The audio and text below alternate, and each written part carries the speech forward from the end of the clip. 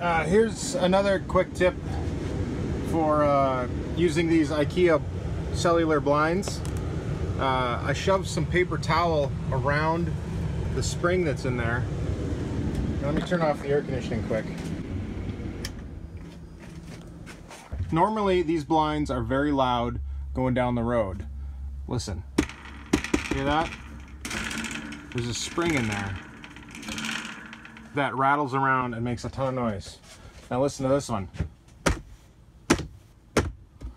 That might rattle around just a little bit, but there's no spring in there. Or there is a spring in there, but it can't make noise.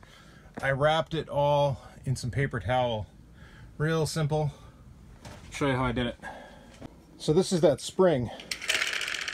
It just makes a ton of noise driving down the road, as you can imagine. And I've only got 2 in here. Imagine if I had more. My plan is, or what I did, used a screw like this to pull it out. So you pull it out like that, and then I just take a piece of paper towel like that and wrap it around it, and then it's good to go. And then slide it all the way to the end and add another one and keep going until it's all the way in there, and then it's silent. So that's my little Ikea blinds silencing trick.